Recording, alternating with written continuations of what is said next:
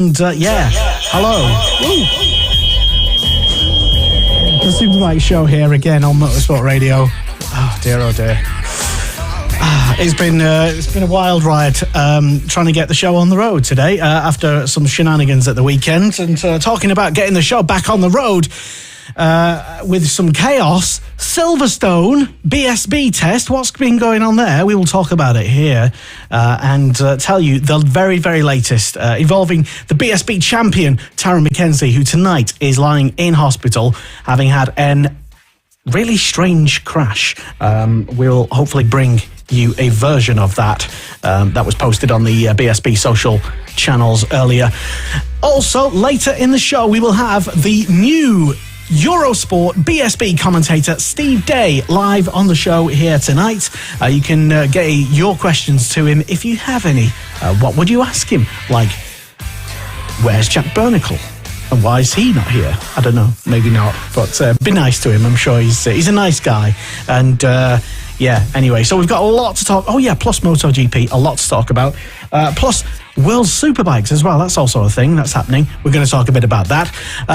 Joining us on the panel tonight, we have a star-studded lineup. We have Luke Newman back with us once again. Hello, good evening, Luke. Hello to you too. Okay, yeah, fair enough. Okay, and also joining us is Jay King.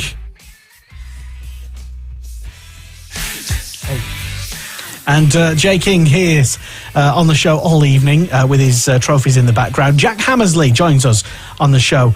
Good evening, Jack. Good evening. How are you? How was you were successful again in the MotoGP eSport Championship, were you? Yes, I was. After a disastrous Thursday, Friday and Saturday, miraculously I found something on Sunday and set the fastest time of everyone. So a great start, and I'm now qualified for the championship. So boom. Yeah, well, remind me, we will talk about that hopefully a bit later in the show. Also, joining us once again, Dawn Hammersley as well. Hello, Dawn. Hello. Great to have you back. How have you been? Fine, thank you. Very busy today. It is, yeah. All over TSL timing and everything. And so as we say, Steve Day live on the show when he gets here. I'm expecting him in maybe 20 odd minutes or so, or maybe longer if he's not finished having his dinner yet or something, or probably some executive stuff he's doing. I don't know. Anyway, a roundup of the latest news from Luke Newman. Yeah, so there's been some breaking news out of the BSB paddock as the reigning BSB champion, Taryn McKenzie, has been taken to hospital for further checks on a suspected broken ankle after a crash in the final session of testing today at Silverstone. Over in the MotoGP paddock, Marc Marquez has been declared fit to race in the American Grand Prix this weekend. This follows his absence last weekend due to his double vision issues. Espargaro won his first ever Grand Prix last weekend. It was Aprilia's first ever MotoGP win as well at the Argentine Grand Prix. Celestino Vietti won again in the Moto2 paddock as he extends his championship lead over Aaron Canet. Sergio Garcia won his first Grand Prix of the year in Moto3. He was the first Spanish Grand Prix race winner of the 2022 season. In World Superbike, Taryn McKenzie and Leon Haslam will both wildcard in World Superbikes this year. Taryn will make his World Superbike debut at Assen with the McCann's Yamaha team, whereas Haslam will appear at 4 rounds throughout the season with Pedicini Kawasaki. World Superbike Aragon testing happened this week. Jonathan Rea topped the final World Superbike test ahead of this weekend's season opener. Top Rack and Bautista were within 0.4 seconds of Jonathan. BSB testing at Silverstone today, and Rory Skinner was the fastest. And also, Eurosport have announced that Steve Day will be their new commentator for the 2022 BSB season, and Steve will be joining us later on in the show. Absolutely, he will be here. And because we do these shows live, you can get your messages of goodwill and support into him. I'm sure there will be lots and lots. We also had Duncan Vincent on, the BSB radio commentator. Brand new sound to BSB. It's going to be pretty interesting. And I would say very exciting. But maybe some Facebook groups have a differing opinion. I don't know. Certainly not the Facebook group that you're tuned into tonight, the BSB and Fans Facebook group.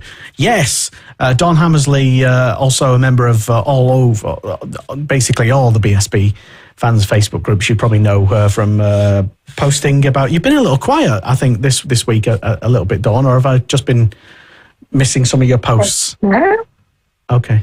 You've been missing them. I have, sorry. That'll teach me. Anyway, sorry. Yes, so what should we talk about first? Probably BSB, I guess, Silverstone. And let's start with, I think, we'll get to the main news, which is that the reigning champion Tara McKenzie in hospital after a monster crash. I'll have a look for that and find it. He is in hospital, suspected broken ankle. We'll come on to that later.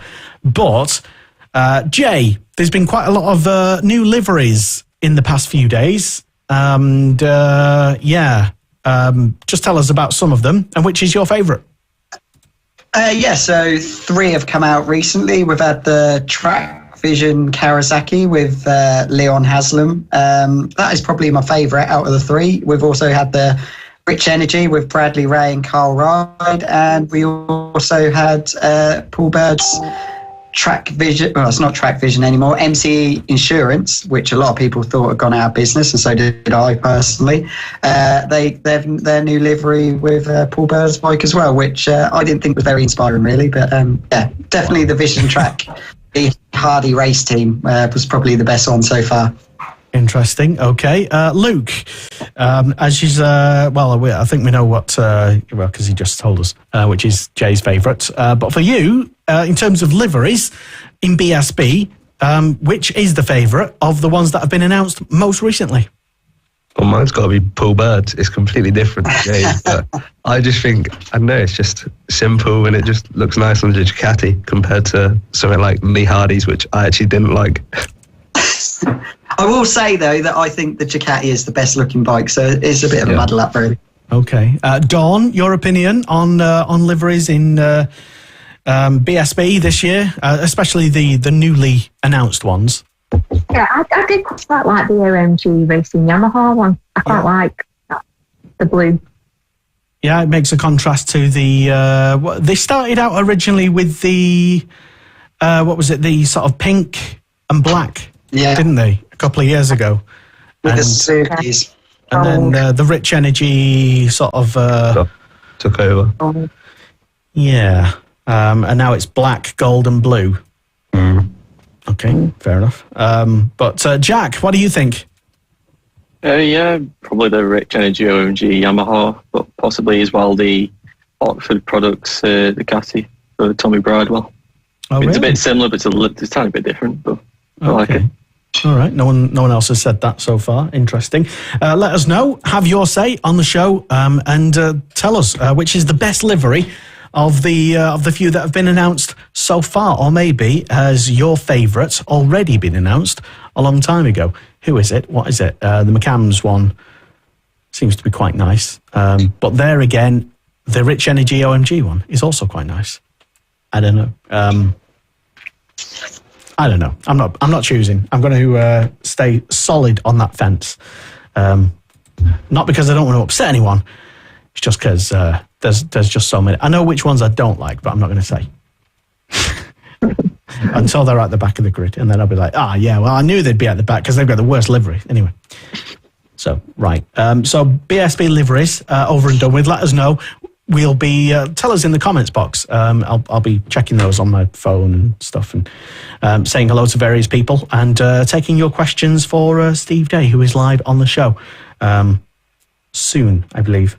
So anyway, going back to the main news, BSB and reigning champion Tara McKenzie taken to hospital for further checks, suspected broken ankle, say BSB.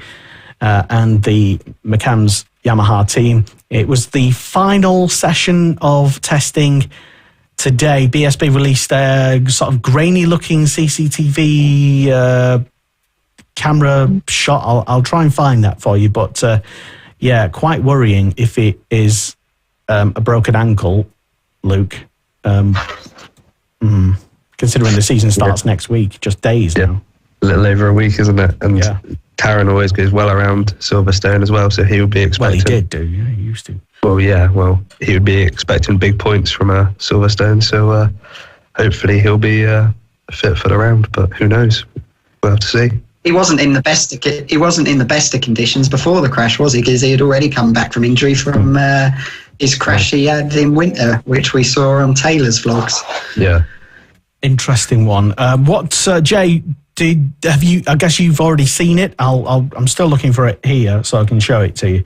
But maybe we can describe it since we're also doing radio. It's very hard to tell really from the video. It's a weird one, isn't it? It is a weird sort of crash. Yeah. You don't see many crashes out of the last corner there at BSB, mostly because of the reason it's pretty much, well, I've never ridden a Superbike around that corner, but it looks pretty much flat out. We do see the Superbikes going around there quite sideways normally, so we don't know at the moment. It might have been a mechanical fault with the bike, but yeah, it is a very unusual place to crash. You don't see many people crashing there.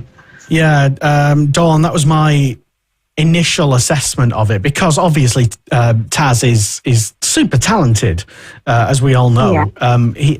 It's hard to imagine he, as a rider error, would have done something to cause that, which led me to then believe maybe it was some sort of engine or other mechanical type of thing, or was it maybe he was just pushing the tyres a bit. I don't know what sort of run he was on. It was at the end of the day, as we say, so it did seem a weird one, didn't it? Yeah, if there was perhaps a wet patch on the side of the track or something, because the session before was rained, so whether perhaps the white line, he touched the white line or something, maybe it was still a bit wet. Yeah, that's possible, I suppose. I'm sure he will tell us. He'll be on social media, hopefully, telling us exactly what happened. But Jack, I'm guessing you've also seen the footage, have you? Yeah. What did you make of it from your perspective? Well, when I first heard it was Woodcombe Light, it's a very weird place to crash. You never see anyone crash there.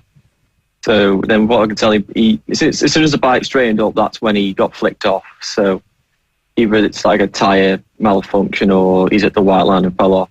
But if you're going to take a positive out of this, he's hurt the other leg, not the same leg that he hurt in winter. So there's a small positive you can take from it. Okay, I didn't even know that. It's not the greatest start for him. True. Will he be racing next week? In your opinion? I would say no. Going off when Carl had the same injury last year, he had to miss. I think. He was off for 2 weeks maximum. So I think unless he recovers amazingly, I can't see it. Because even back at Alton. Possibly, yeah. It depends on how much he persuades certain medical people to that he's okay. Maybe. With how the showdown works, it isn't like a massive loss if he misses a round, because he's still got plenty of time to score points, get in that top 6 and still get plenty of podium credits. So I think if he's 50-50, I think it's probably good chance that he should rest it and fully recover and come back even stronger. But that's presuming that we know how the season will go between now and the showdown. Because, of course, we don't know how it'll go. There might be, let's say, 1 or 2 people just walk away with it. And it might actually, if he does end up missing Silverstone and maybe a second round as well, let's hope not, but it might end up... I think the showdown can work out very well if you do miss a round, because you can still... As long as you're a good rider and you're constantly getting in that top 6, you should still get in the showdown even if you miss a round. Yeah, that's the key, isn't it? Just being consistent, I suppose. And there's no guarantees of that. No, it's definitely going to be the hardest year of BSB ever. I was just thinking that. Yeah, Luke, it seems to be said every single year, and every single year it seems to be true. But is this the year that is packed full of talent and could basically almost anybody win a race? Anybody, I think, within probably, it's hard to exactly say who's probably definitely going to make the showdown, isn't it, this year more than ever? I think I tried working out the other day of who I think could get in the showdown. Oh, go on. And I think I got 16 riders, and yeah, you got a problem there. Possibly could. It's the thing of this year there is so much talent on the grid, and I think I might be right in saying it's a record grid. I'm not sure if it still is, with a few people dropping out in the last couple of days, but there's a lot of talent on that BSB grid, and it's going to be, like we say every year, the hardest year for BSB racing. Yeah, Dawn, for you, I mean, I don't know how further back your BSB knowledge goes, but I mean, mine certainly isn't too in-depth, I'll be honest, but it does certainly seem to be packed full of talent. I mean, that's all I can say, really. As Luke said, you know, it's hard to narrow it down just to 10, isn't it, really? Who could make the showdown? Yeah. I think you can only start thinking after the first couple of rounds just to see who does what, and it could be anybody's. Yeah, definitely. Do you have any particular favourites? I'm going to try and push you for, I mean, we're not doing official predictions just yet, but and maybe it's too early to tell, I don't know. But I'd really like to see Tom Sykes do well. Oh, yeah. I'm a big fan of Tom. Yeah. Interesting. Okay. Jack,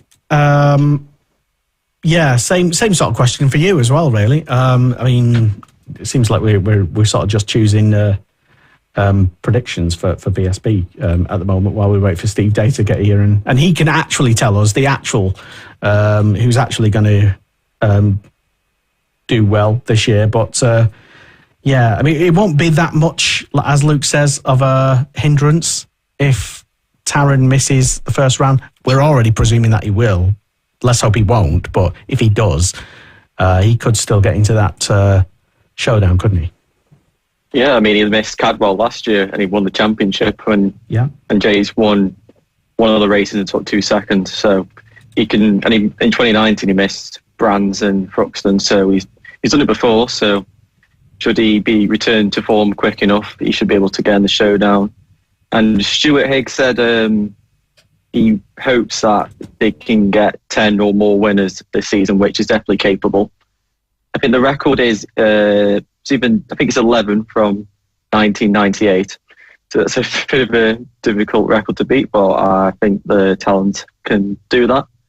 And for me, I think the person I've looked at, I think biggest improver is going to be Skinner, because he looks to be really consistent at the moment in testing. And then one I think will, maybe not surprised, but he seems quietly confident, is Josh Brooks. From what I've seen so far, his pace at Snetton was very quick. Interesting.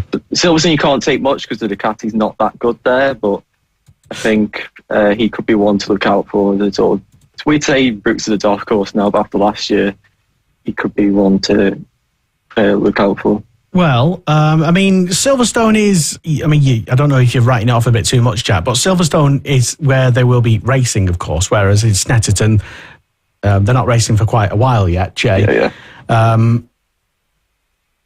Can we take anything away from the test today from BSB? Anything useful? Any bit of knowledge about who might do well?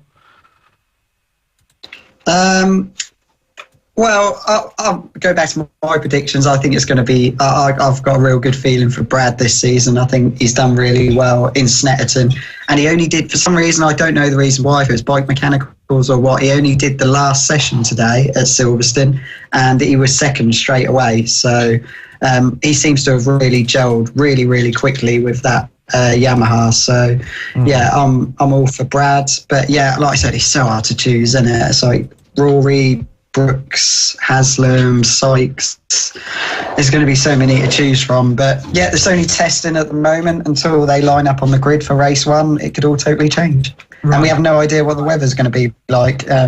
If you saw us at Lyd last weekend on Friday, we were going around in the snow. So it could be glorious sunshine. It could be pouring with rain. We don't know. Yeah, that was an interesting one. Fab Racing happened at the weekend. And I urge you to go and watch the highlights at Motorsport Radio. Where else is it, Jay? You're a social media guy. We've got all sorts. I don't know, YouTube, yeah. Yeah, YouTube, yes, that's right. Twitter. Yes, Twitter, TikTok as well. Hi, kids. Okay,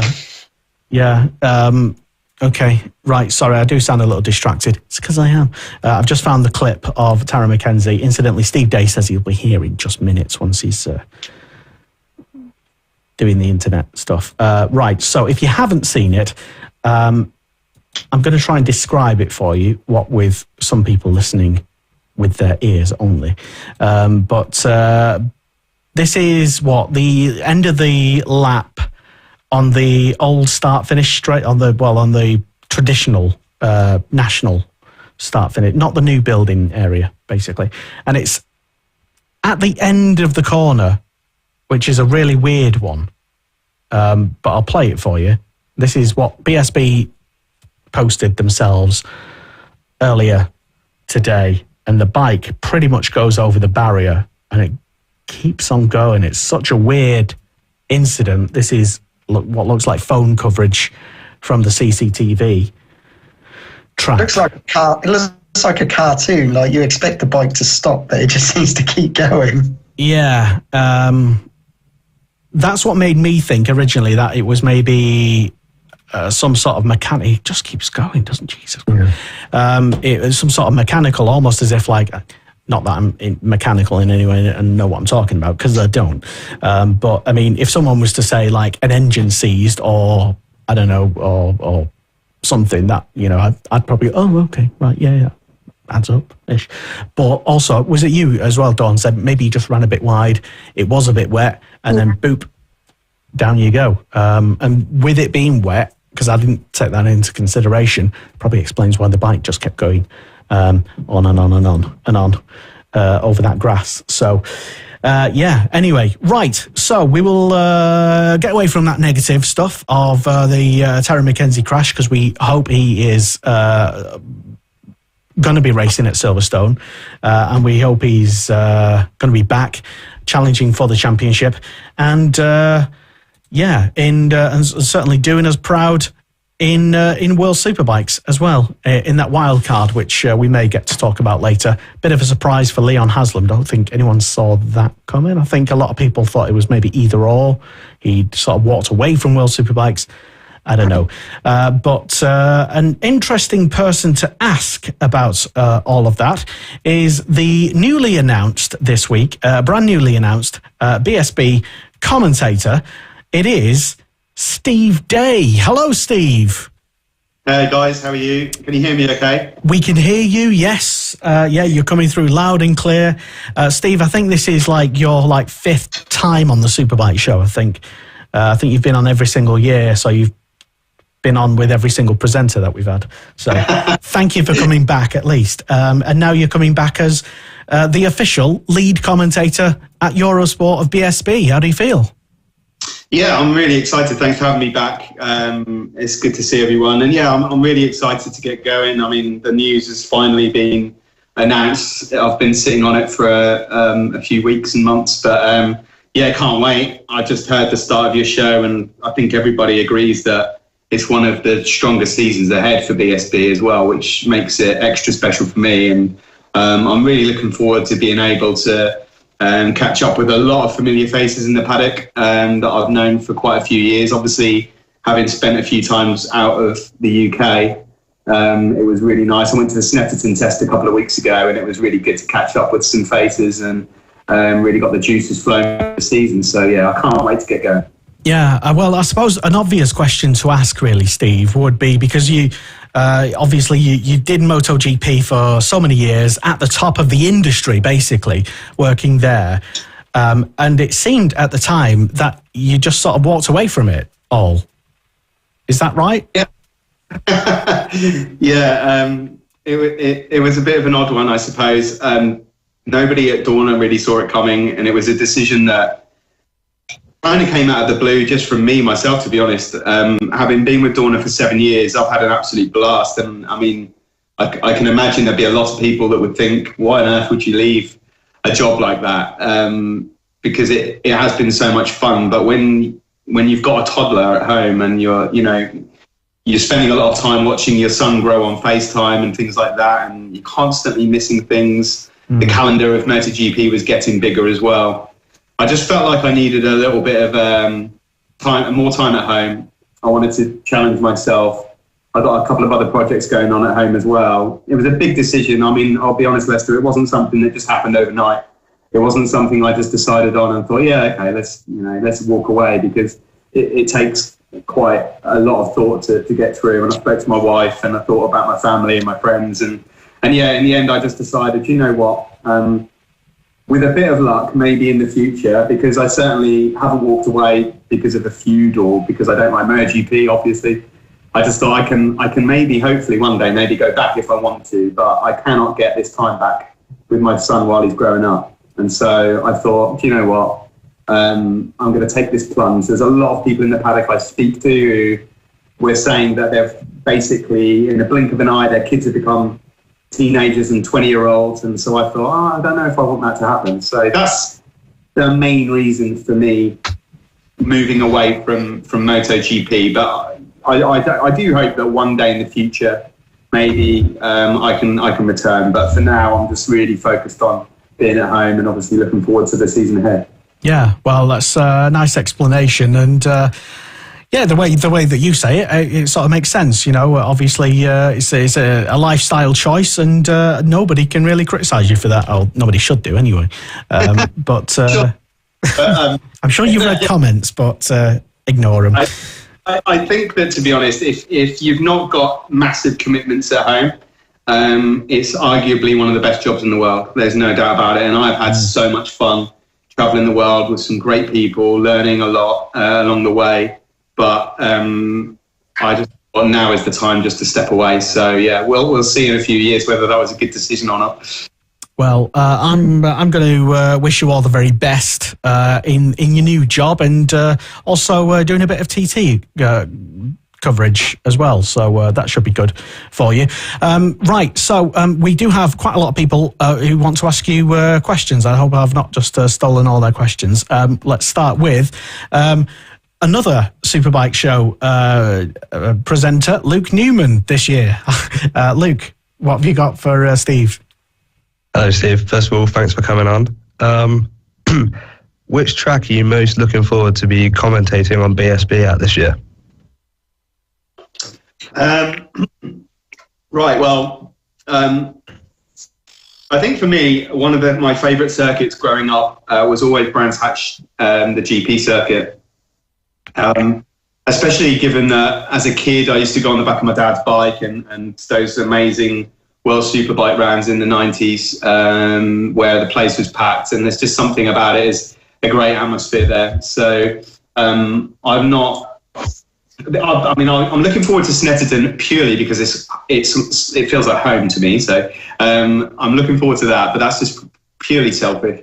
But I've commentated a lot on some of the other circuits, but I've never commentated on a big gig at Brands. So that is something that I'm really looking forward to, because when I went to World Superbike, Brands was already off the calendar, unfortunately. So that is definitely the one for me. Luckily, we go there twice, so mega bonus, and hopefully it goes all the way down to the last round. Okay, let's go back to what we were just discussing before you joined us. What do you think of the Taryn McKenzie crash in news? I'm assuming you've also seen the crash.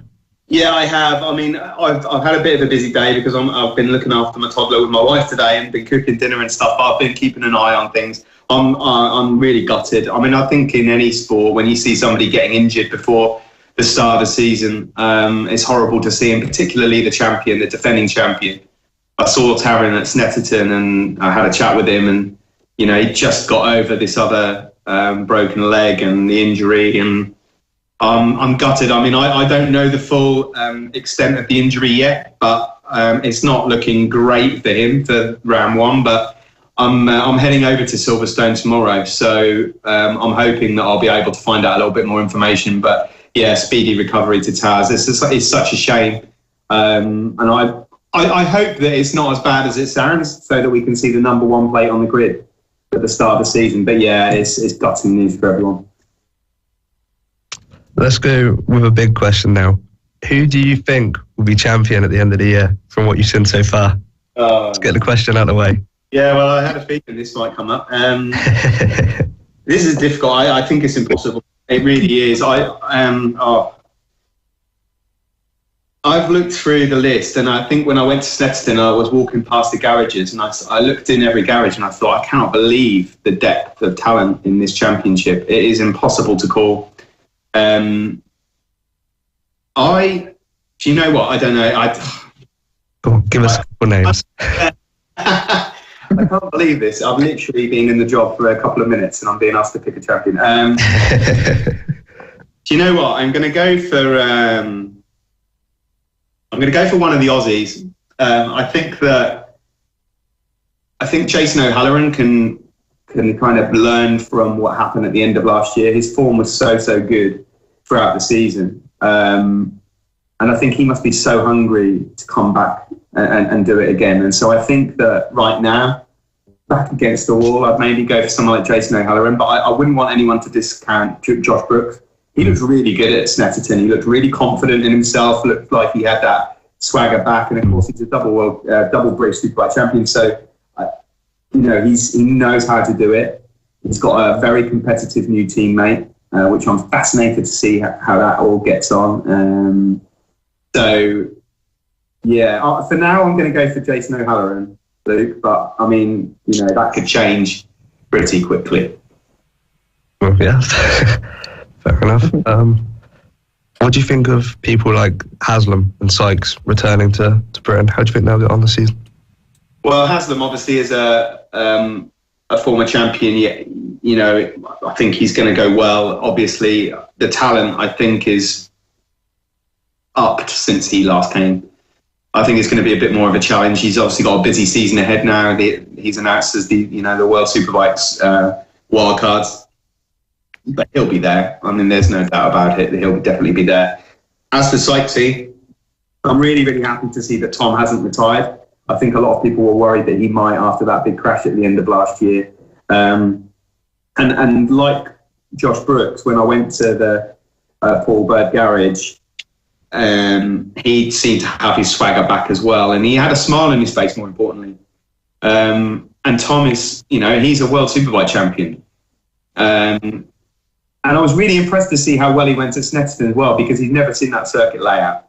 The last time he went, at turn 2, he just went straight down. And so that was encouraging, I think, for Tom Sykes fans. So I think they'll both be in the showdown. I think you'd have to be mad to not think they would be.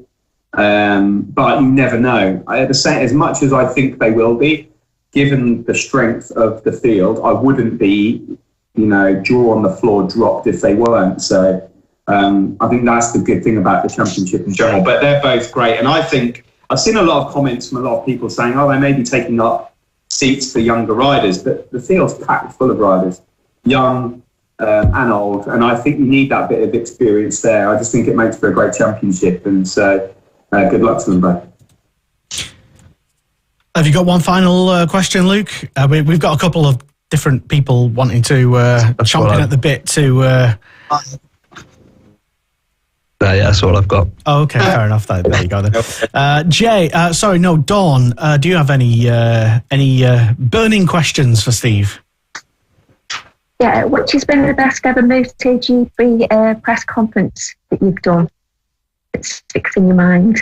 Oh, that's a good one. I mean, obviously, the Valentino Rossi retirement press conference probably will always live with me. As a kid watching on the sofa, watching Valentino when I first came into MotoGP, to have the opportunity to speak to him, I must admit that with most riders I can kind of keep my composure, and the first time I met him I was a bit, ooh, this is funny. and he's a legend. So that is always going to stick out. But I think when you see raw emotion in people after races as well, after they've won races, that is such a nice thing. And Danilo Petrucci's win in Mugello a few years ago, that Sunday in general for me sticks out as one of my favourite ever memories, because his story is just from zero to hero, rags to riches kind of story. So, and he was crying in the press conference and there were hugs everywhere, and I really struggled to keep it together myself. So that was, I'd say that's my favourite, but the one that will obviously, because it was more recent, I suppose, will stick out is the Valentino retirement press conference. But yeah, one of those two, I think. Thank you. Oh, you know, is that okay? I mean, fair enough. There you go. You did ask and you did find out. Jack, do you have anything for Steve? Yeah. What do you think is what's different between the MotoGP and BSB paddocks from what you've been through over the years? It's an interesting one because I've kind of gone full circle, really. When I first started watching racing, I was watching British Superbike, and then I managed to get a chance to ride myself, and so I went behind the scenes of BSB, and so that was home for quite some time. And then you go to do world stuff, and everything is different. Obviously, there's a lot more money involved in MotoGP, and so everything does look a little bit more grand initially. I think the biggest difference that I'll face is because when you're doing commentary, stuff kind of is quite similar. You're going from a hotel to the paddock and you're getting on with your work. But I'm really looking forward to the accessibility that I'll have. Just at the Snetterton test alone, being able to go into the garages and actually speak to the riders face to face. And some of them, because I already know them, that is really, really handy for me. And having an open conversation and asking them how they're feeling, how they're getting on, how is their day, rather than sitting or standing out the back with a microphone for 45 minutes sometimes waiting for a MotoGP rider to come out and talk. And the team's not really letting you in. So I think that will be the biggest difference.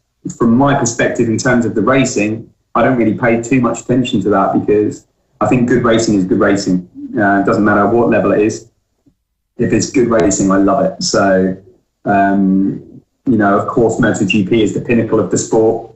But yeah, I'm just looking forward to the fact that I can actually go up and speak to people when I'm thinking to myself, I wonder how they're getting on today. I can just go and ask them, which is going to be fantastic for me. So I'm really looking forward to that. Yeah. Cool. All right. And Jay, also on the show as well. Jay, any questions for Steve? Hello, Steve. Before I just ask you a question, I think your first ever commentating job was in a race I was in at Mallory Park, Thundersport, I would say about 2008, and I think it was your first ever time commentating. So that's about right? Yeah, it might not be too far away, actually, Jay.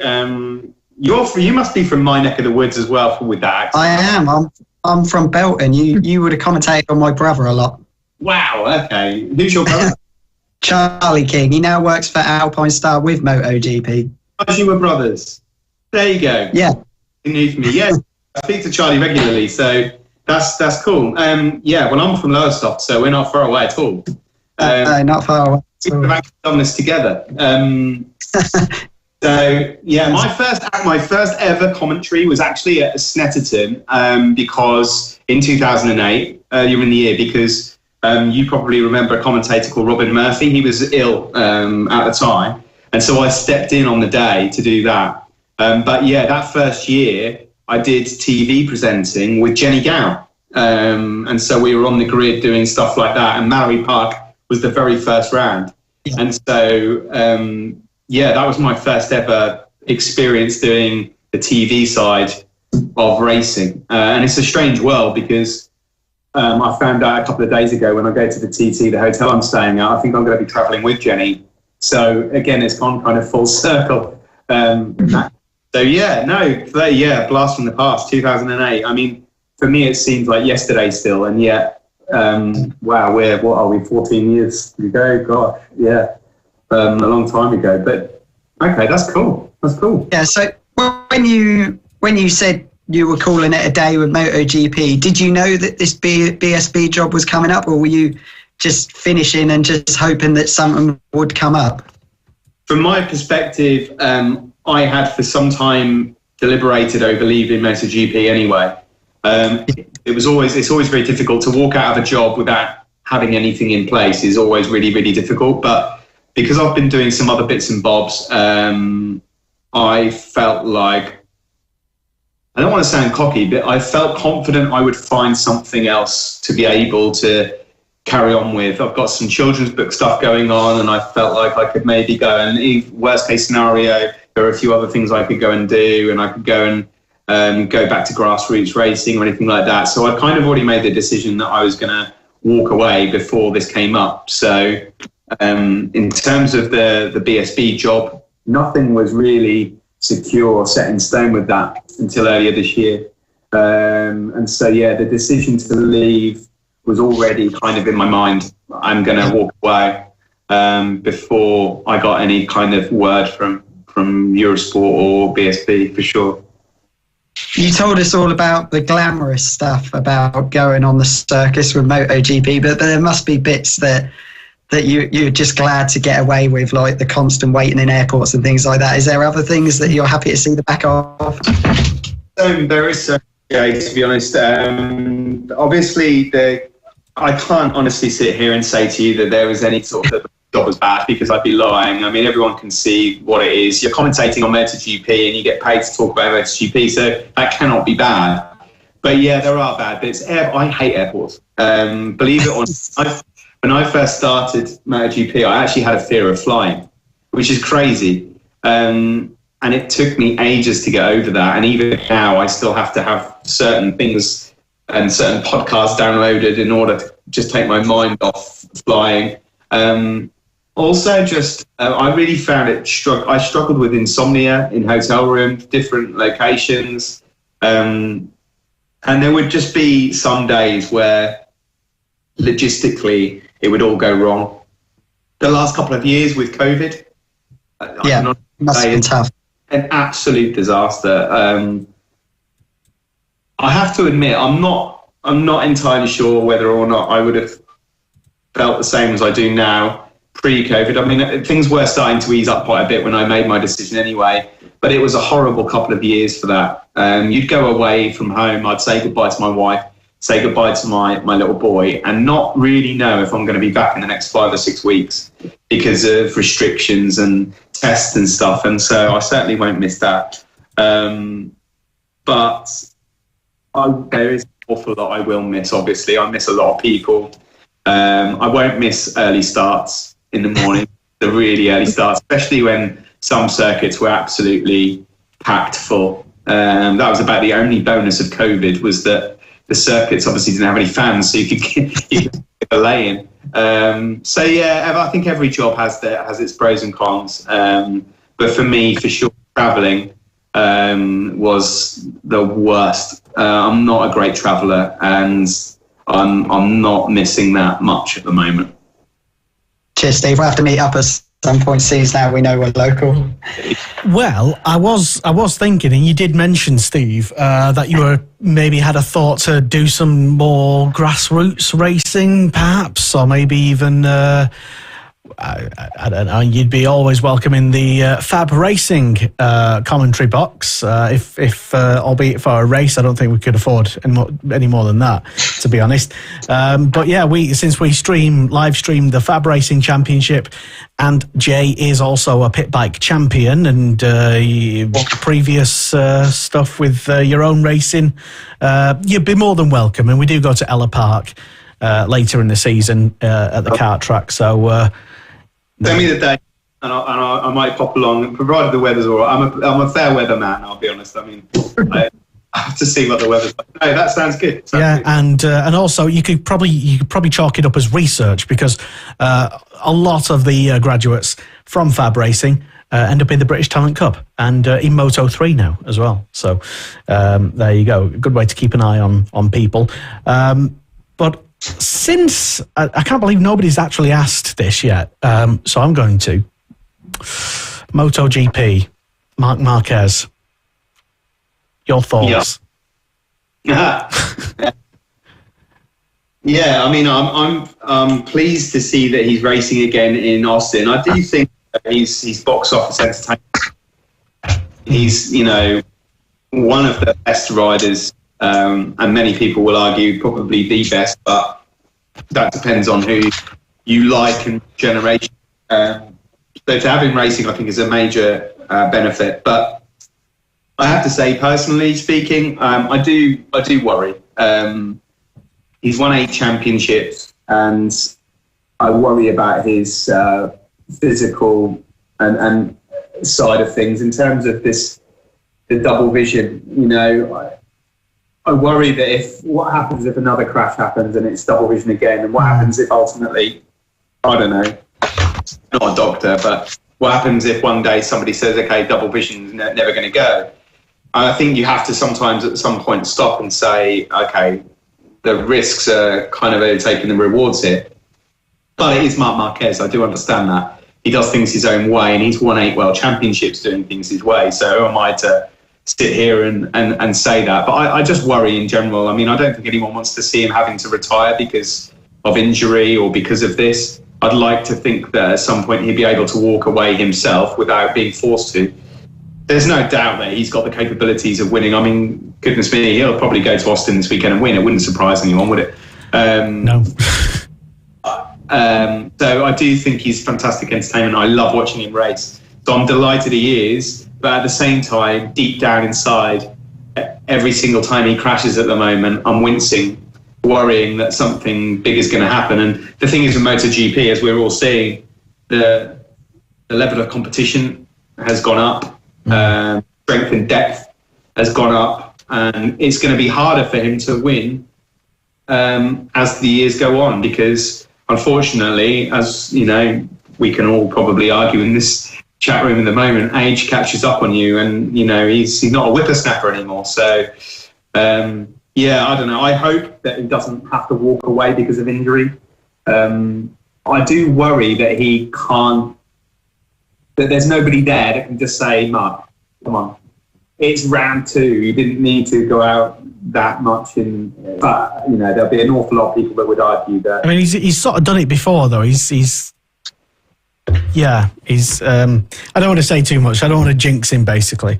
But yeah, I don't think anyone wants to jinx him. I just think that it's got to a point now where he went so many years scot-free. He went so many years where he was indestructible.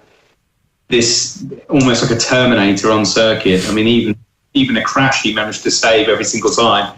And now things are getting a little bit more serious. And I think that just from a human point of view, no one really wants to see him get seriously hurt. I think that's the be all and end all. But at the same time, I'd love to see him go out there and challenge with the top guys, because all of these guys who are fighting, they want to fight with Marc Marquez as well. They want to win a race with Marc on circuit. So it's just a matter of whether or not he's able to mentally rein it in or not, I suppose.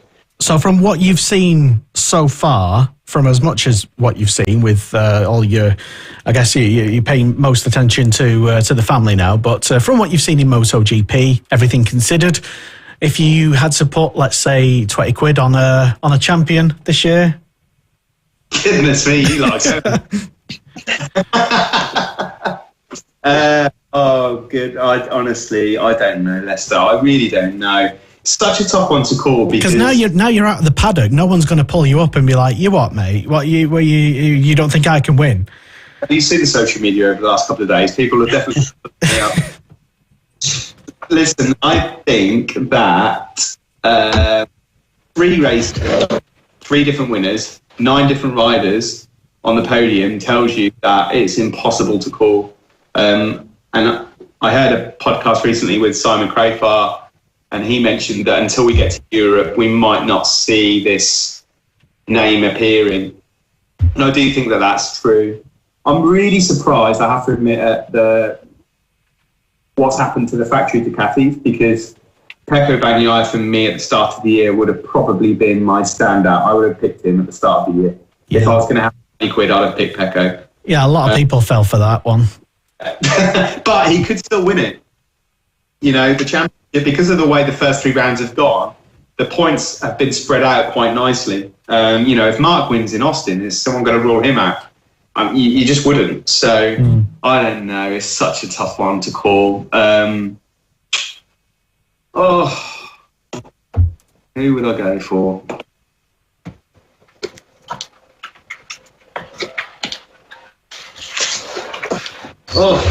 You know what? If Suzuki can sort the bike out, and it genuinely is competitive everywhere, I think Joan Mir could win it again. Ooh, interesting. Okay. But there's so many riders I'd love to see winning it as well. I'd be happy for Joan. I'd be happy for anyone. Love to see Brad win it, Brad Binder. That would be amazing. But you never know with KTM. I'd love to see Jack and Pecco competitive again. And so there's so many riders out there. And Jorge Martin, despite his first 2 rounds, Jorge Martin is an absolute machine. He's such a weapon. If there was any rider that could win the championship as an independent rider, it would be him, I think. Okay.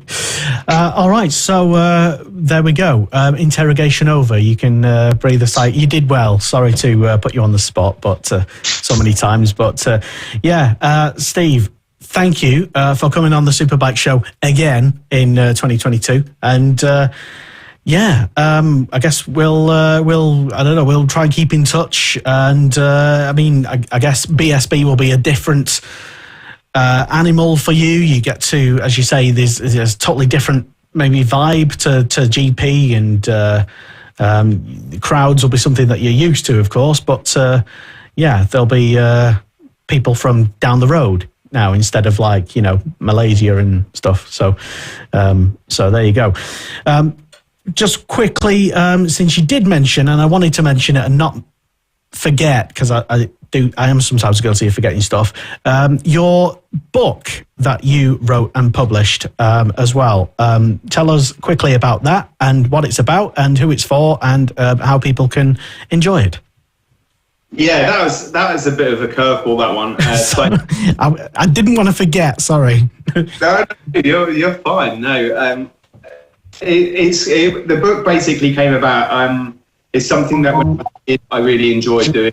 I used to love reading children's books, and I had a bit of a creative mind, and so having a son, making up stories to try and get him to sleep, I just started having this idea, maybe I should try and write one.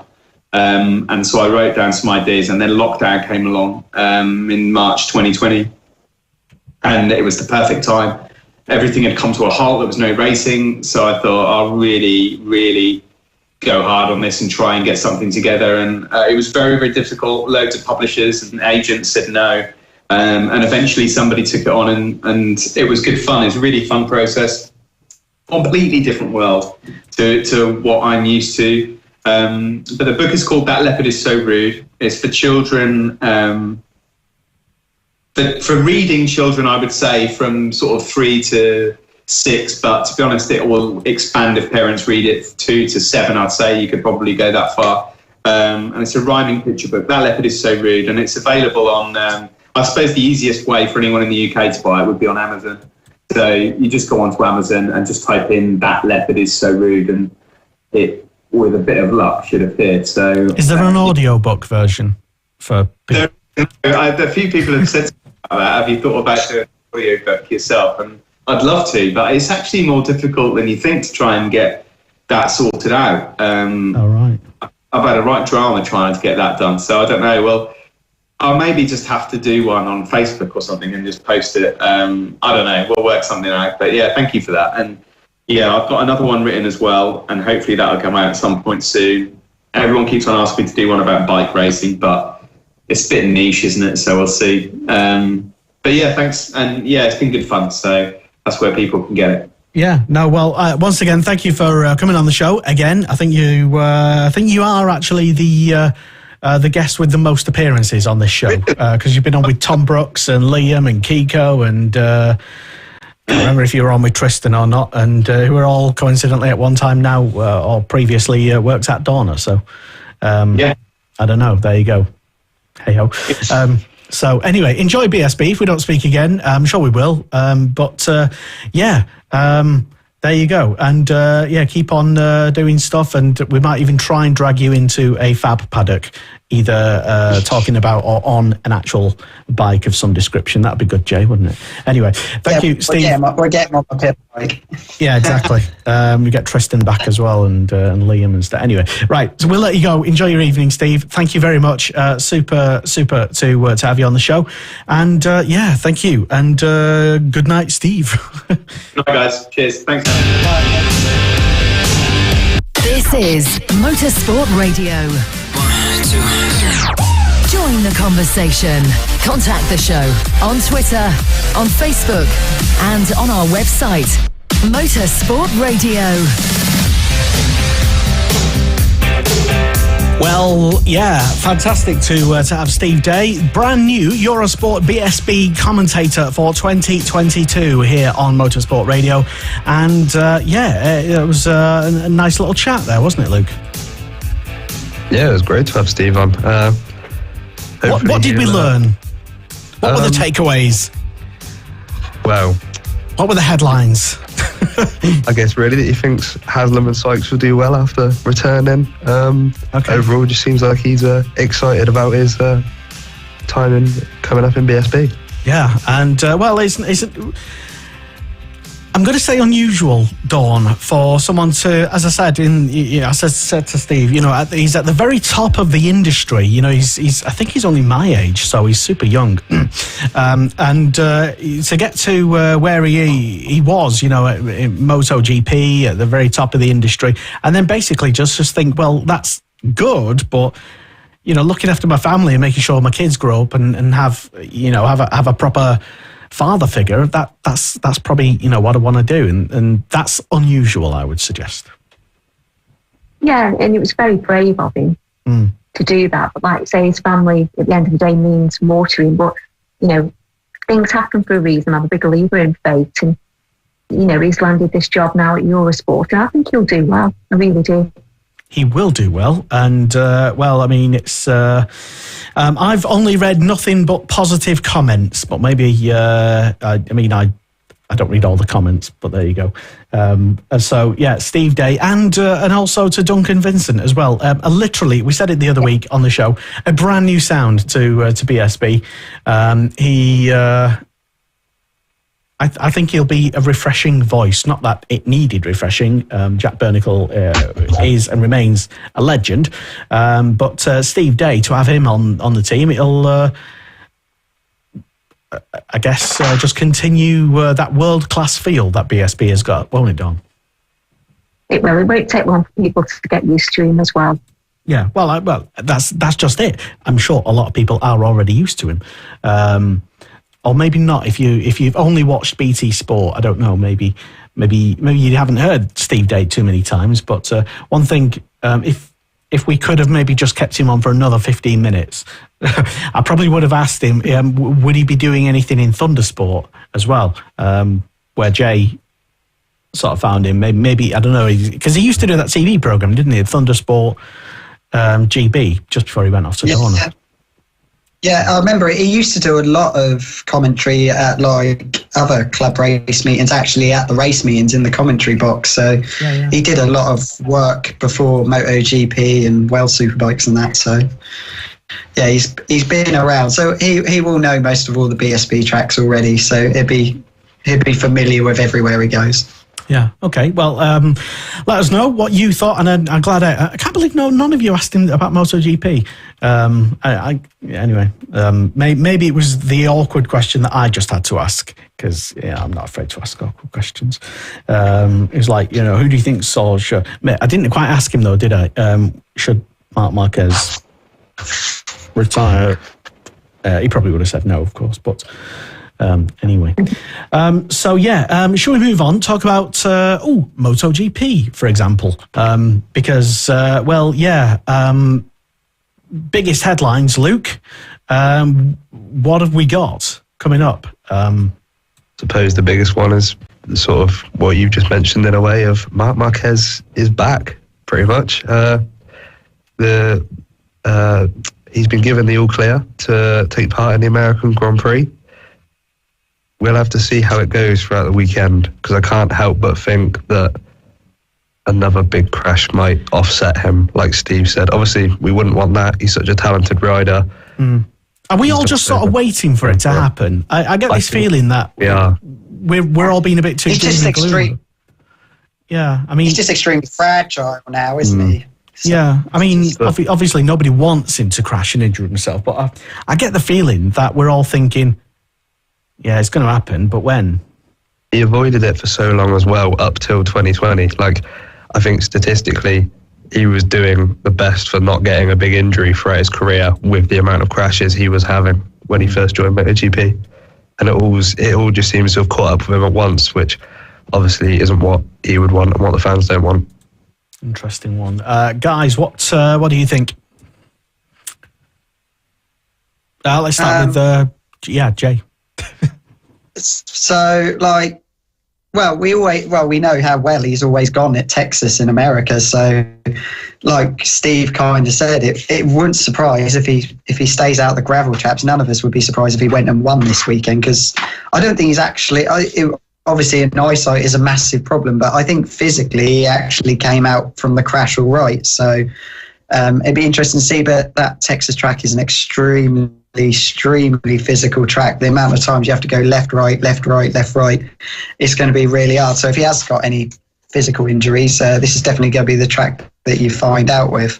But he always goes really well at Austin. So I would say if he's feeling up for it, I think we could see a Marquez win this weekend.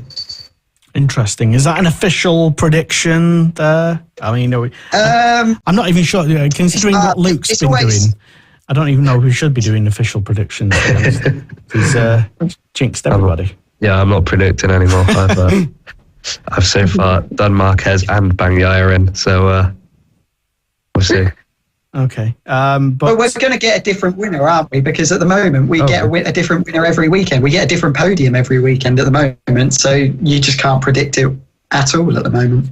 There are only 3 riders without points in MotoGP at the moment, which is incredible. It's 2 races. I don't look that far back down in the standings. And one of them's Bradle, and he's only done 1 standing race. Interesting.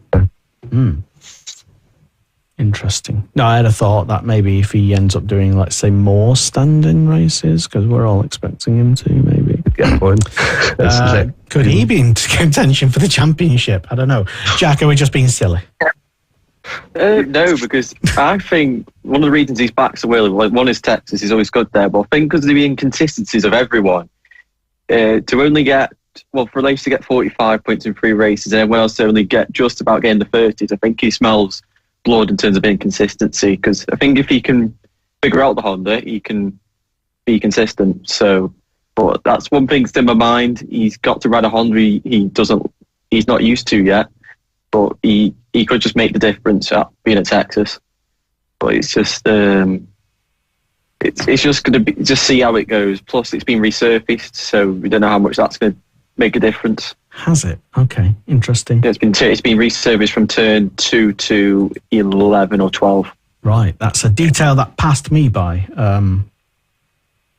which surprises nobody. Okay, Dawn, how do you think? What's going to happen this weekend? I think it just depends. Can he get through the 3 practices and qualifying without crashing? Because that's when you tend to see him crash, when he's pushing at the limit of the most. So if he can get past 3 practice 1, 2 and 3 and qualifying without crashing, then I think he could do well in the race. Okay. Interesting. Just finally managed to catch up on some of the comments that came in. Apologies that I didn't manage to get these comments during, when Steve was on, because Johnny Hatton came up with a really good question, actually. Hello, Johnny, by the way. He would have asked, what was the best race he's ever commentated on? Oh, what a good question. We'll never know. or maybe if you go to BSB and bump into him, maybe you can ask him yourself directly. Big hello to Kyle Winter as well. Regarding BSB liveries, he thinks the Crow Performance livery looks good. Yes, that's one that we didn't mention. Yes. At first glance, I'm going to say yes, sort of blue and sort of orange flashes, I think. Can't quite remember off the top of my head. I think it is that. Yeah, blue, orange, yeah. But again, thing about a bike's livery being a bit too, I don't know, busy or messy or having too many elements in there that sort of distracts, because at a certain speed, a certain camera angle, it kind of all just blurs into one. Your eyes mostly focus on like a thing, like a colour that stands out. Do you remember a few years ago, everyone used to have pink bikes and pink things on their bikes and everything, and just because they stood out, and then everybody ended up with like pink highlight whatever. I'm talking rubbish now. Hello to Jamie Stewart Campbell as well. Hello, Jamie. He says it's great to hear Steve again, and he's looking forward to the BSB coverage, as are we, Jamie, as well. His son,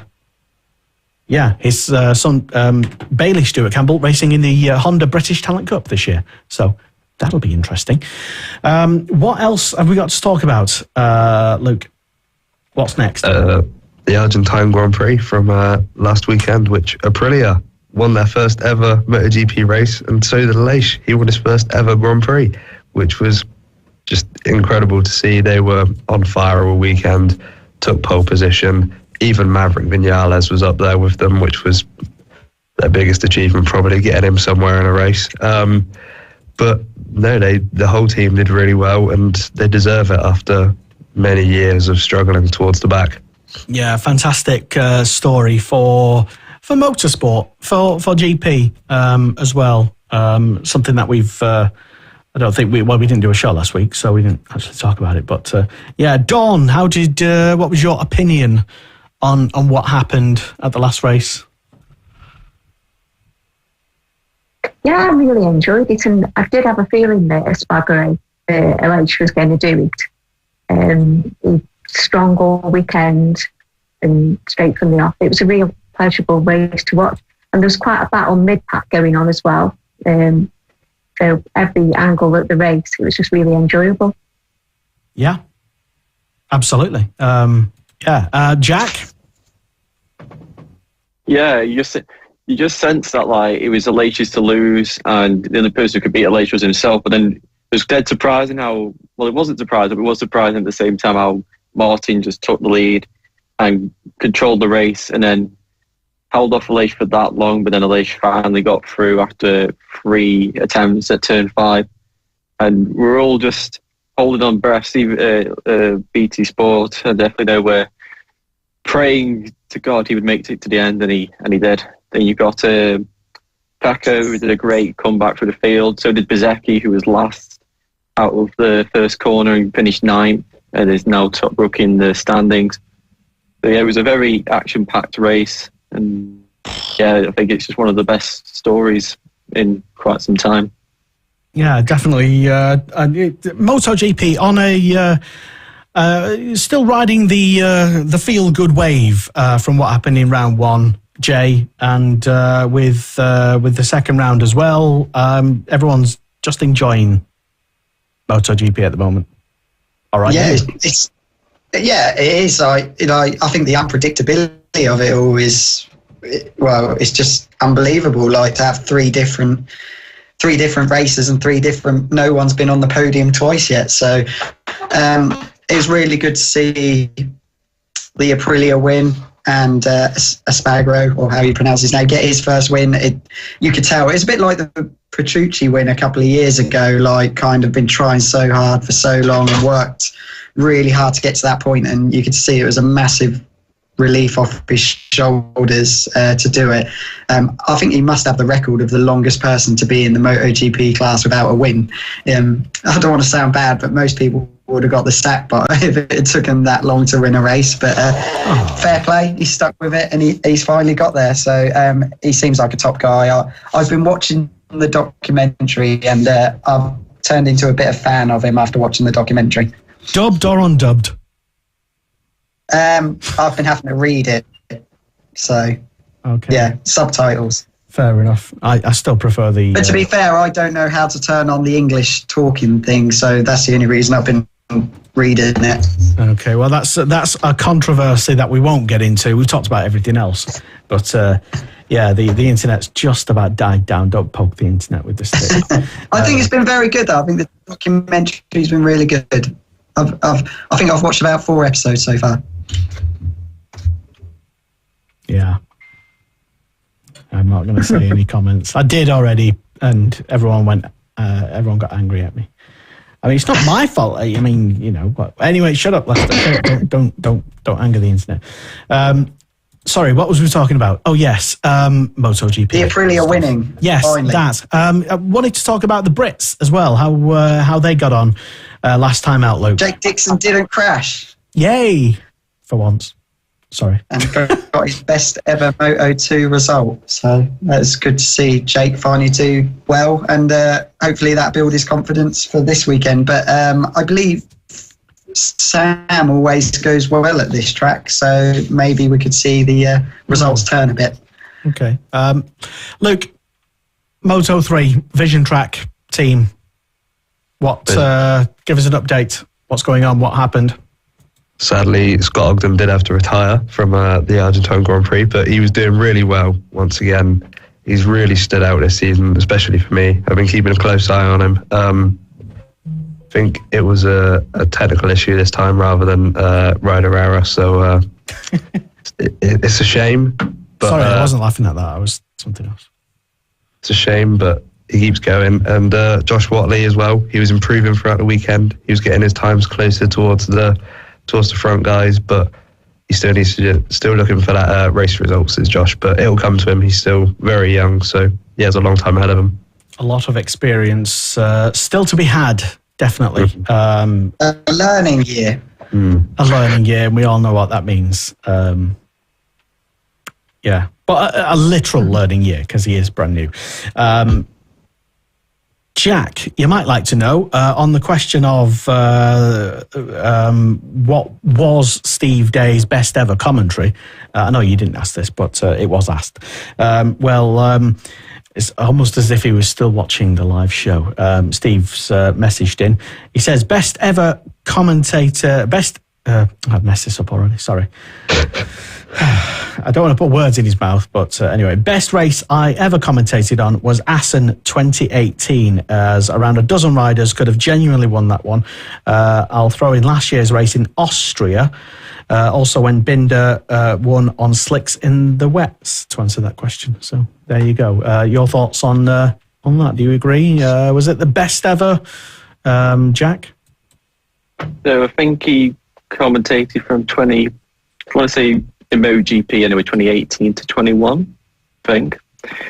I can't remember if it was him with Nick Harris or it was Matt Burst, since I watched BT, but from that era, I'd say 2018 was definitely one of the most chaotic races at Assen, when you had Marquez, Rossi, Vinales, Rins, Dovi, Lorenzo, Kyle, Iannone. I think there was probably one more in there, I can't remember. But just seeing every lap to be a new leader. One person could go from leading the group to being to back of a group like a Moto3 race, and that was chaotic. And I was at the time I was a bit annoyed Rossi didn't get the podium, because I feel like he could have done. And then the Brad Binder race to Austria, it was a good race anyway in the dry, and then that wet.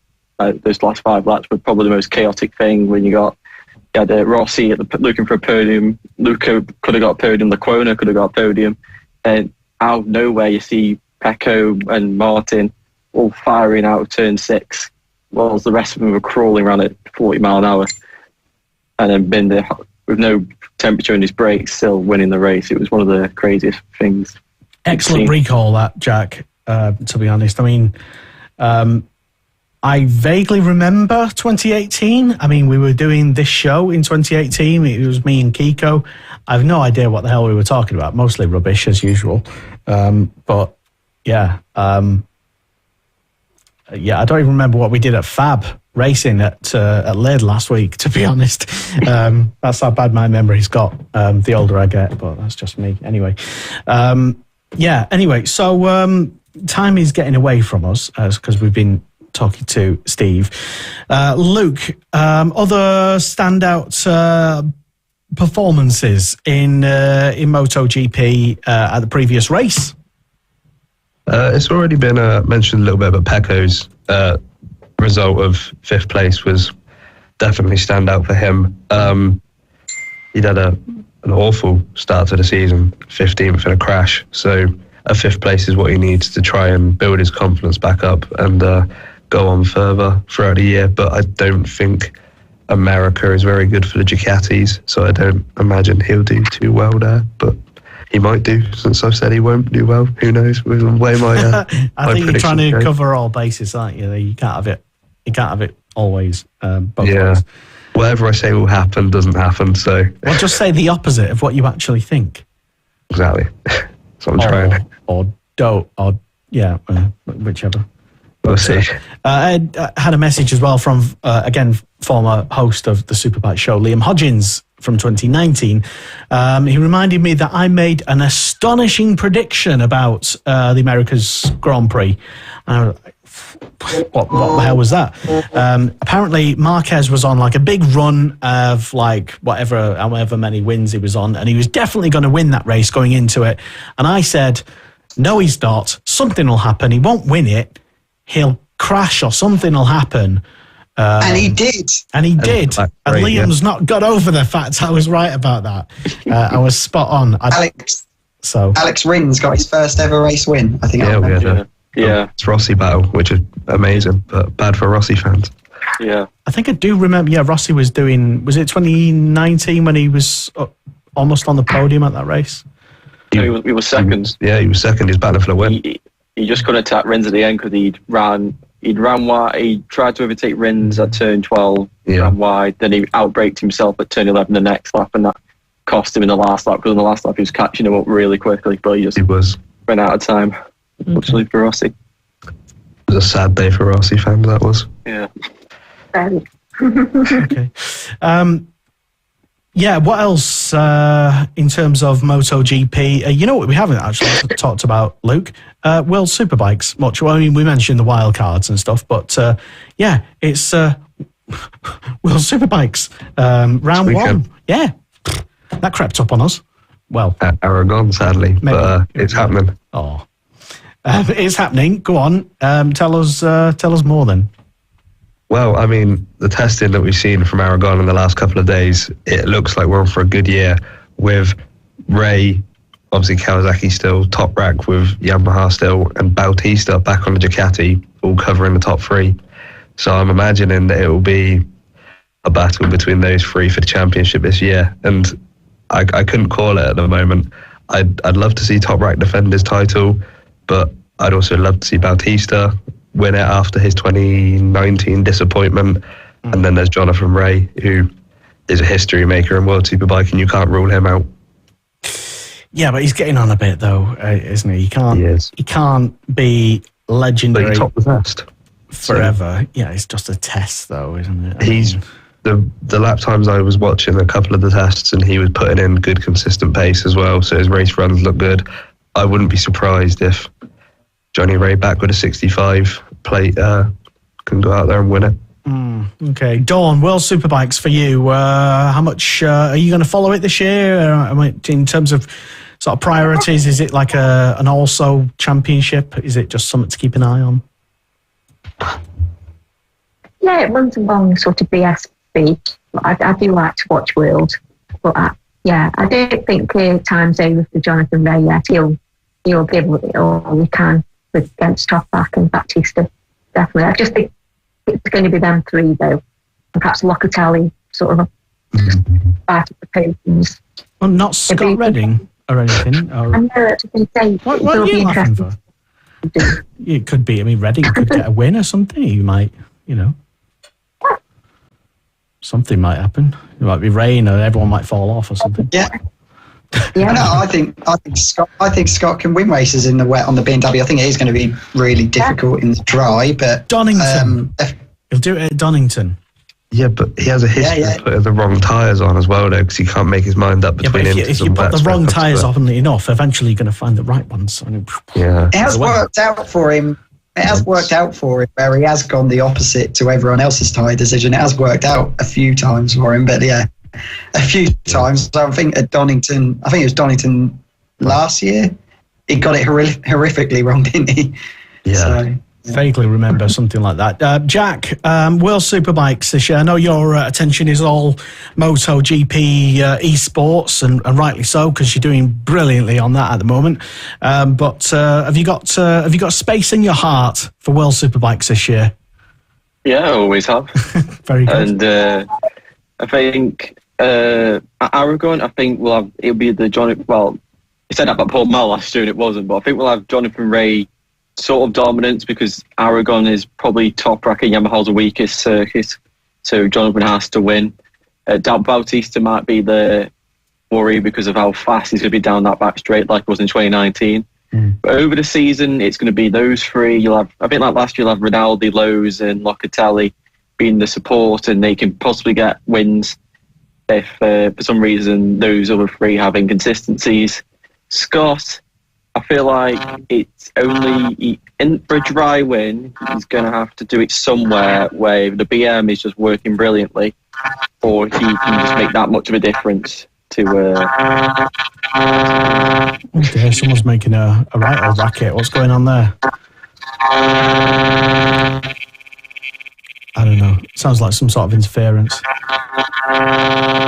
Or some sort of technical stuff. I don't know. Is someone's I don't know. Is someone on like Bluetooth headsets or something? I don't know. Jay, I'm looking at you. Is it? It's normally you, Jay. Or it might be Dawn, actually. I don't know. Let me have a look here. Nope. Yeah, it was Dawn. Yeah, I don't know. I had no idea. I've never heard that. That was a weird sound. Sorry about that. If you're tuned in or downloaded the podcast, which is available, by the way, I should tell you, on Amazon Podcasts, Spotify. Where else? Oh yeah, on motorsport.radio and all your good podcast providers as well. The Superbike Show. Yay. So yeah, sorry, Jack, you were rudely interrupted by some sort of loud buzzing or something. What was? Redding. Are we writing him off this year? No. Well, in the test, he's not looked great. He's not been a top BM.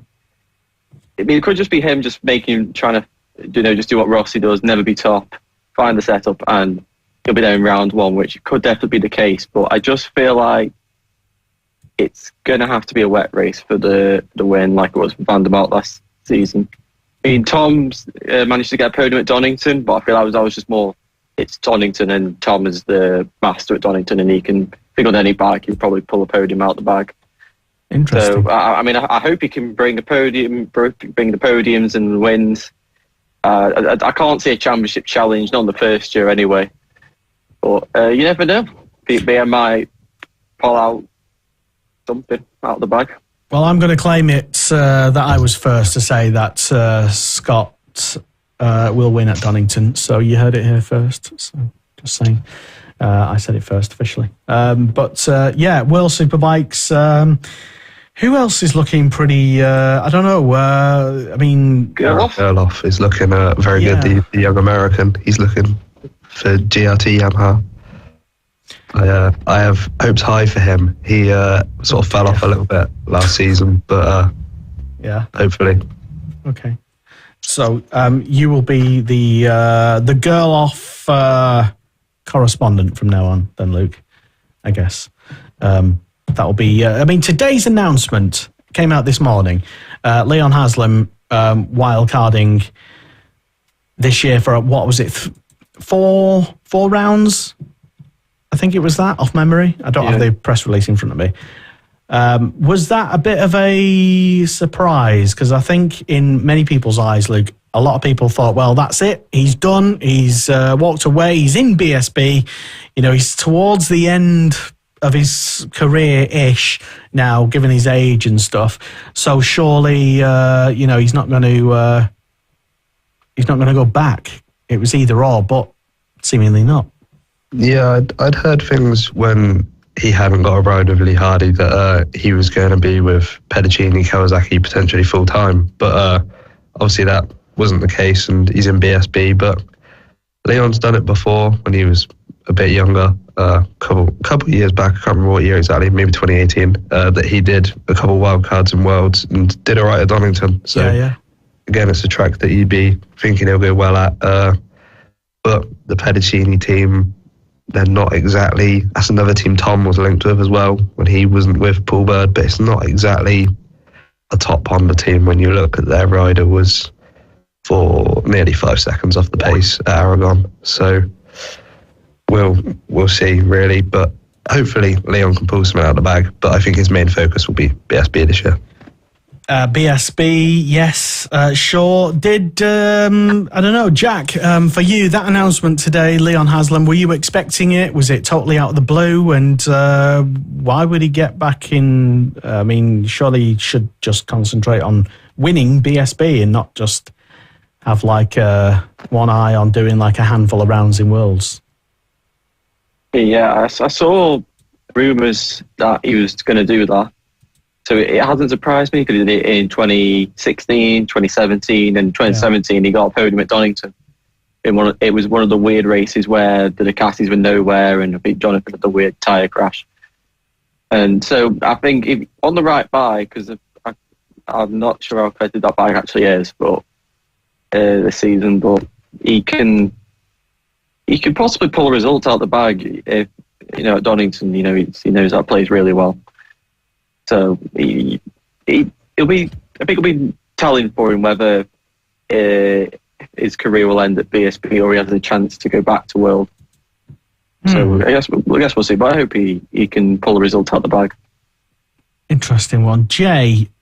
If maybe Leon has the chance to do more World Superbike rounds, and let's say a couple of I don't have the calendar in front of me, so I don't know which rounds clash, but. If he's got maybe more opportunities to do, I don't know, more versus BSB, surely he'd stay in BSB, wouldn't he? Yeah, BSB, let's put it right, Haslam's now at the back end of his career. I'm looking forward a lot more to seeing Taron in World Superbikes this year, to see how well he'll do. But where Haslam is going there with a World Superbike team, Taron's going there with a BSB team. And the rules are very different, so it's going to be hard for McCanns to get that bike in a World Superbike set up straight away. They might have a separate bike set up for it and not have to use the BSB bike. But I'm looking forward to seeing Taron, how he gets on in the World Superbikes, because I think all of us here would like to have seen Taron in World Superbikes this season. But the weird way World Superbikes is these days, even if you are a BSB champion, you've still got to pay a fortune to be put into World Superbikes. So, I'm looking forward to seeing how Taron does in his wildcards in World Superbikes. Haslam, I think he's just, I don't want to dumb down Haslam. I think he's just doing it because he's got the opportunity to do it. I think anyone would be stupid to turn down World Superbike wildcards, but I think his full focus will be on winning another BSB title. Yeah, fair enough. Dawn, same question to you though. I mean, Haslam, should he make the most of opportunities and do as many races as he possibly can, or should he focus on maybe just potentially winning BSB one last time, maybe? Yeah, you sort of think he should concentrate on BSB, but I think that he would like to do as many wildcard rides in World Superbike as he could, because probably deep down he would still like to be there, I think, and possibly return there, but I don't know if that opportunity would ever come about again with his age. But I suppose it depends how he does this year in BSB. Quite true, yes. And as Jay mentioned, we don't know how Taron might get on in World Superbikes as well. Maybe one thing might lead to another, and we might be seeing more of him towards the end of the season. Yeah. Who knows? Like a lot of people were. Well, I think he was actually. I think it is official that he was actually talking to somebody. Or am I making that up? Was he actually talking seriously? He was talking. Yeah, he was talking to the Go 11 team, and they were going to switch Yamaha, but then they went with Ertl. Well, I'm thinking, Assen, I think it's the end of April, so if his ankle injury doesn't heal enough, that might jeopardise his chance of doing it. Yeah, it's only a couple of weeks. Yeah. Interesting one. But you never know what might happen in the end of the season. That would be good. Quick question for everyone that I've just thought of that I'd not planned. Wild card rides in both, let's say GP. Who from either Supersport, British Supersport, or BSB, who would you like to see? And I'm going to let you pick only one. Who would you like to see as a wild card in the GP paddock for just one round only? Luke. Oh no, you've got to be first. Who do I want to see? Probably Mackenzie back there. That would be. Yeah, you did Moto2 for a while, but I'd like to see him back in Moto2, but obviously MotoGP. But I think he deserves a shot in the world stage. Obviously, it looks like World Superbikes will be where he ends up, but he's what I'd like to see better. Okay, interesting. Dawn. Jack Kennedy. Yeah, good shout. Good one. Right, Jack. Josh Brooks, because he's got history with Alicia Espargaro, and I think that'd be quite funny for them to meet. Okay, excellent. Jay.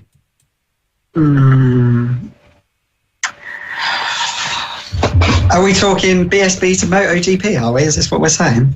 Potentially, yeah. I mean, it's not unheard of. I'm trying to think. So I'm trying to, because you've got to be good straight out of the blocks. I know he's a bit older, but I do. That wasn't one of the requirements, being good. I mean, it was just more like, who would you like to see? Okay, I was thinking, because you're only getting a wild card, you're only going to get pretty much one opportunity. I do like him. I'll say Christian Iden. I think it'd be a good laugh to see him in MotoGP, because he sounds like he's a real down-to-earth guy, and that he would make the most of that opportunity. See, I'm shocked that Luke didn't suggest Christian Iden, because he's like he's the I've seen his face now. President of the Iden fan club. He is Luke. I do like Christian, yeah. No, yeah, you're right. He is a down-to-earth guy. You can only have one, I'm afraid. You've only chose it. So I'm agreeing with you. Good choice. Good choice. If I hadn't gone with Taron, him and Iden and Bridewell would have been my next two. Fair enough. Okay. Interesting one. I would have actually just said Danny Kent. Well, he would know the tracks, wouldn't he? So, but he's had his opportunity. Yeah, I get the feeling. I mean, I'm sure if you asked him, maybe does he have unfinished business, he might say yes. But that'd be interesting. But you want to give it to someone who's going to have that fresh opportunity, not someone he's had the opportunity. Are you saying he squandered his opportunity? Is that what you're saying, Jay? Well, you can't really say squandered it. You can't really say squandered it because he. Okay, everything past Moto3, the World Championships. I mean, it sort of fell off the rails. He just never got settled in Moto2, did he? So never clicked on the speed up, did he? No, so it just happens. But yeah, I'd give him a second chance. Old Danny's getting on a bit now, but I think he's probably still got. I think we were all shocked at the start of this season that Jake Dixon got another year, really. So, just saying. Interesting. Okay. Well, who should be on Jake Dixon's bike then, if not Jake Dixon? What? So, like a BSB rider getting an opportunity in Moto2, eh? Well, I think there's a lot of riders from BSB I would like to see get given a chance as well. Choose one. Who should be on Jake Dixon's bike? Because you said he probably, There isn't one, but I would say either Brad or Kyle, I think, should get an opportunity. So Brad then. Kyle or Brad. How did the OMGs get on at Silverstone today? I've not Very well. The first session, didn't he?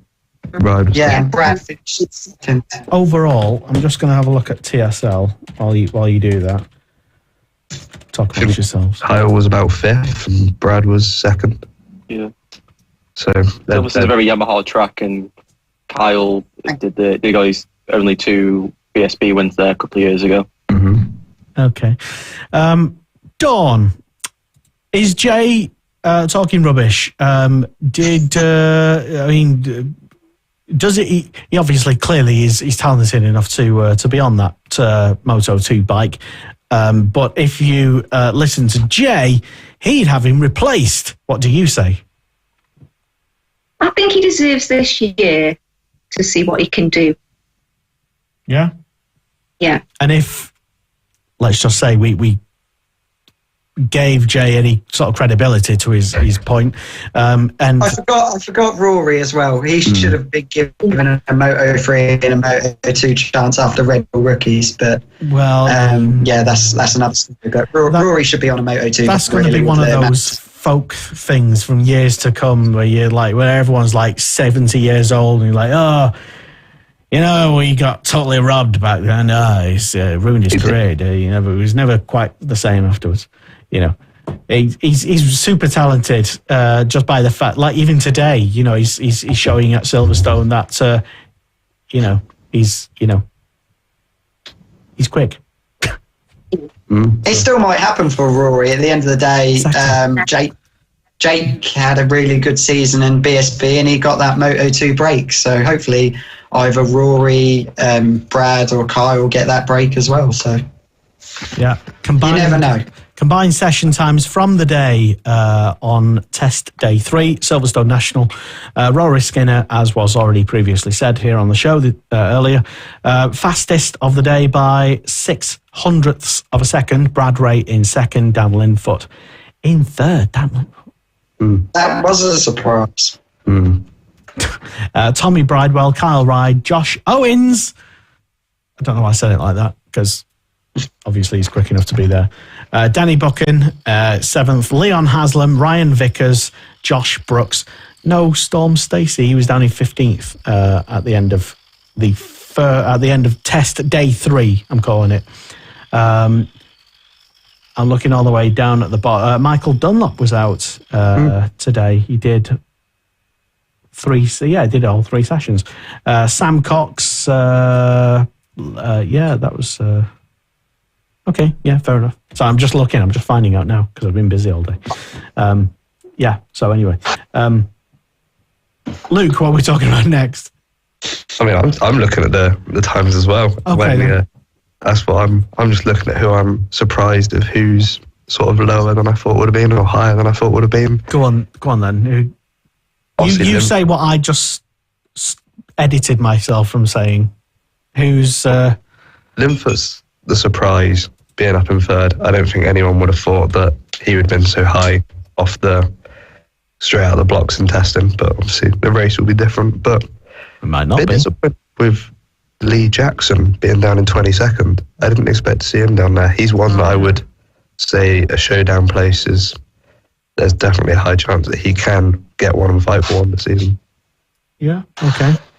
Where was Danny Kent today, by the way? Danny Kent. Was he, did he, I don't even think he was... I think he rode today. No. Yeah, I can't see him. Didn't go out. No, we don't. No. Were any of the Suzuki riders there? Was Christian there as well? Yeah, Christian was there. Christian was 13th, sorry. Yeah. And then there's no Danny. But so maybe they're just taking turns, Ed and maybe, I don't know. Dawn, you've been monitoring TSL all day, I guess, and doing the various articles. Your thoughts on the testing today? I haven't already asked you this, have I? I'm going like crazy. It was different than Snetterton. Like you say, Eden really wasn't there. Buchan was only sort of mid in the top 10, but he wasn't up there. Peter Hickman, he had an off. On his new leathers. Yeah, scraped all his new leathers. yeah, it did seem to be quite different than Snetterton. So whether things will improve tomorrow, I think the weather, they were a bit cold, and say session 2 got rained off really. So yeah. Okay. Any sort of standouts or any sort of let's say disappointments? Because I think almost nobody bet. Well, it's not quite true. A lot of teams didn't turn up at the other test at Donington the other day for whatever reason. I think anyone turned up, did they? Well, Brad was at Fab with us, so he wasn't there. So was Charlie. And a shout out to Charlie as well. He was top today in the Stock 1000 class. So first time, well, obviously he had Snetton, but he was top in the Stock 1000 class. That was good from Charlie. Yeah. I'm just looking at the other classes now, actually. GP2 and Superstock and Ducati tri-options as well. Oh, Max Cook. Yeah, Shout out to Max. Yeah, he's been top every session, Snetterton and Silverstone so far. So now he's got a mechanic who, I guess. Yeah. He's with a proper team now. Oh, yeah. Well, yeah. For reference, if you don't know, Jay. Well, you tell the story anyway. Jay was. I was his helper season, should we say? Yeah. Anyway, moving on. Sorry, dropped you in that. Franco Born is I'm just playing TSL Tourette's. I'm just reading out names. Interesting that TSL put Rossi Banham, his name down as Ross Banham. I just found that mildly amusing. Anyway, I've completely lost my train of thought now. I'll ask Jack, actually. Jack, have you been all over the timing, the testing today at Silverstone? Not just BSB, but the other classes as well. What do you make of it? I mean, I've got focus on the BSB. I thought it is surprising because he hasn't been up there in a few years, but he has been he's a free-time showdown qualifier. He's won 2 races. So he's got the talent, but I don't think he's been on the right bike, or just things have not gone well for him in the past 3 years. And then I saw, I can't remember his first name, but Van Sikerus has been quite impressive on the Supersport bike. And you had Charlie and Francis, who were quick and Superstock. Jamie Van Sikerus. Yeah. Him. Glad I'm not doing commentary this year. It should be definitely an interesting one. Just having a quick look down on the Superstock session and GP2.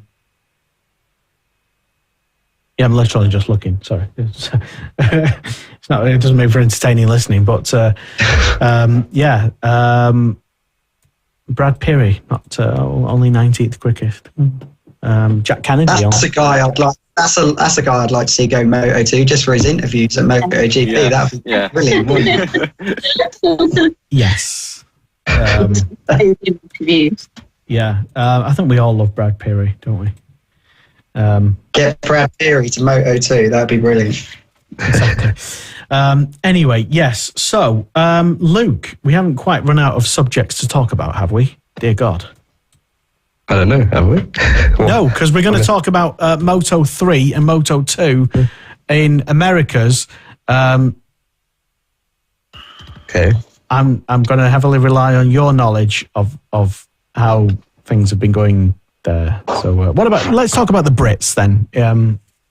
I was going to say, I'll start with Sam because he's had success around America before, and I think that was on the Speed Up, which was a lesser bike than what he's on now. So if his wrist isn't playing up too bad, I'd imagine Sam to be right at the front end for the American Grand Prix.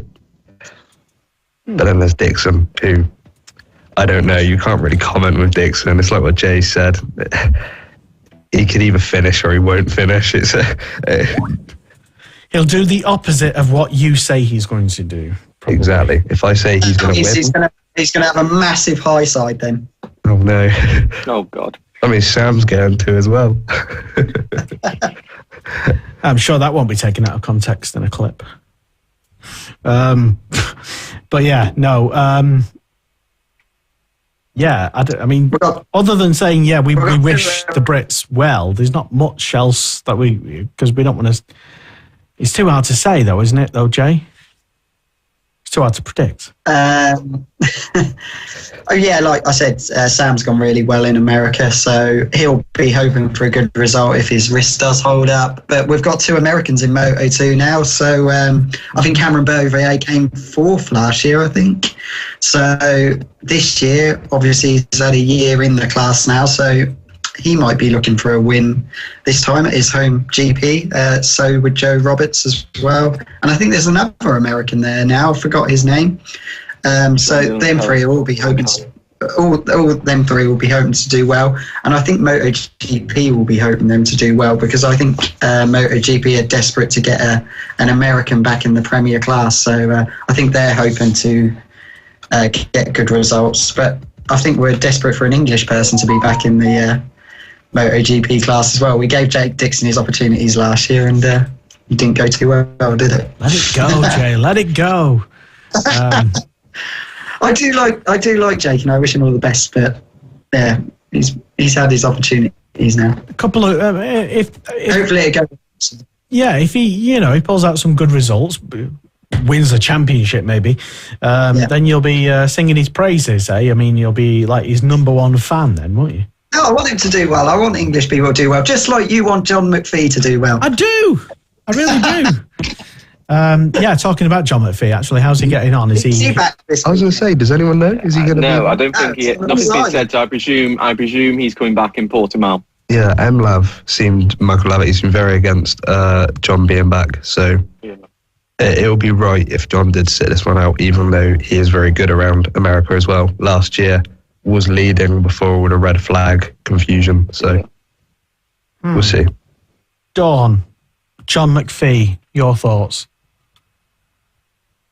I don't think he'll be back this round. But you just don't know how he's going to be when he does turn up next time. Yeah, well, he's clearly quick enough. I mean, we saw from round 1, he can sort of mix it up with the front pack, and he's got the experience, of course, to not, he can choose his moments. I think he'll do well. I hope he'll do well when he comes back. So, I predict he'll be in World Supersport next season. I think we already decided, actually, in the start of the season that next year he's either going to definitely be in BSB or probably World Superbikes next season. So, World Supersport, I reckon he'll be in next season. No, I'm sticking BSB. I'd like to see him in BSB. He would do really well in BSB. I hope. He does do a lot of training on 1000cc bikes, so it wouldn't be as much to acclimatise as people think. Obviously, a Moto3 is a totally different bike to a superbike, but it'd be interesting to see how he'll get on. I'm convinced he'll be at McCann's Yamaha. Yeah, he does get on with. I think he gets on with Taylor and Taron, so there is a link there. I think McCann's gave him a practice bike at one point as well. I don't know if it was Taron's old one or something, but I'm sure I've seen John McPhee riding the McCann's one. Yeah, I think you're right. Well, there we go. It's sewn up. He's going to be on McCann's BSB next season. Placing Taron, he goes to Worlds. There you go. And if he's at Knockhill this weekend, I might even ask him, because I'm going to Knockhill tomorrow, because we're doing some live streaming cars or some such, some sort of car thing going on. It should be good. Bit cold, but there you go. Anyway. Right, so that just leaves us with the official predictions for this weekend. Let's just keep it with what have we done in the past, Luke? I know you're dreading this. Have we just chosen like a podium top 3 in each class? Or should we sort of just picked who we think might do well? We've never really gone for a podium. But okay, well, let's do it now, because I've finally remembered to actually do it, where I think on the first few shows I've totally forgot, to be honest. So I'm going to put you on the spot. Top 3 MotoGP. Oh, reverse I order. want to put Marc Marquez in there, because he's going to show up and just do the job, I reckon, but I don't know if he'll win it. I'm going to say 3rd. I'm going to say third. I think that's a safe bet for Mark. I think Rins is going to go well. I think Rins to win it. You think Rins is going to beat Marc Marquez? I do think Rins is going to beat Marc Marquez. Wow. Okay. And who's going to win? I said Rins to win it, but I don't know. Oh, right. Sorry. What? Thinking. Okay. Yeah. Well, who is second and third then? Well, third is Mark. I can't think of who I think will be second yet, but I think Rins will win it. Second place. I wouldn't be surprised to have KTM up there. Maybe a Brad Binder on the podium again. Fair enough. Yeah, no, I'm sure that's entirely possible. Yeah, why not? Okay, so your official top three. There we go. That's locked in. There's no changing that. Rins, Binder, Marquez. Dawn, have you given any thought to a top three? Your total opinion, are you just going to pick someone totally random or tell us in reverse order, 3, 2, 1, who's your podium going to be this weekend? I think third place Marquez. Oh. I'm really pushing out now. Second, Pecco. Okay. And first, Martin. Oh. Well. Yeah. I think he'll carry on from last week, yeah. And get the win. You might actually be very correct on that. Yeah. Or you might not. I know. We don't know. Jack, are you going to go with a similar top three or someone else? Mia third, Rins second, Marquez first. And the other reason I'm putting Mia third is I'm convinced Marquez and Rins are the two favourites for this round. And just because wherever the Suzukis are, they're always one behind each other. So just continue that to Mia third.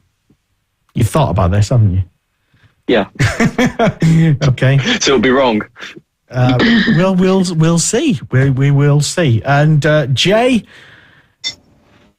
Well, since we haven't had a same podium so far, I'm going to go for a totally different podium again. So I'm going to go Miller, Mia, and Marquez. Marquez for the win. All the M's. Yeah, Marquez for the win. I don't think he'll come third.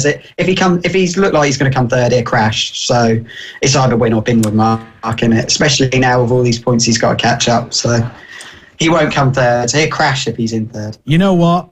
I'm in rare agreement with you, Jay. There's no way Marquez will settle for third. He would rather push and... He'd rather be blind than come third. He might be. But let's hope not. Joking aside. I don't think there's any way he will settle for third, knowing that if he just pushed a little bit more, could have been second. Could have been. Maybe. If it wasn't for his shoulder or his eye and stuff. He reminds me of like a beaten up teddy bear from your childhood. And that's like falling apart, its eye hanging out and its shoulder. It's like Woody from Toy Story. With like, he's basically just stitched back together. I do like Marc Marquez a lot, but I'm going to actually agree with Jay in your top three. Actually, I know. I don't think Jack will. I just like Jack, and I just hope he does get a podium because I want him to stay on the Ducati. You know, I mean... Yeah, he's had podiums there before, so you never know. You never know. Yeah, and let's just hope they have the GPS set correctly. Yeah.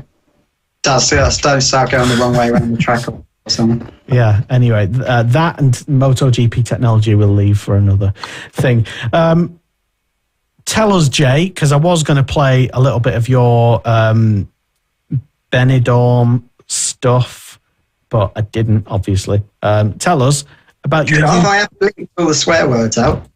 Well, okay. Well, just tell us then about your what's the latest from your YouTube channel then? Tell us about it. All the mini bike Spain trip videos are now up. I'll start editing Lid's vlog, I suppose. But yeah, it's got really good reviews. The little series I've done through Spain. So yeah, it's just been really good. It was a really good trip. Just lads away, really, having a good time.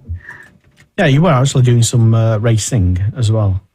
Yeah, there was some racing in between the other things we did. Yeah, and we've seen some of the other things that you've done. Here we go. Right, sorry, I'm just being distracted again because I think I found it actually. Oh, wow. This is Jay's channel, Pit Bike Sonic. And where is... there's the audio. You guys can't hear the audio, but I can hear it.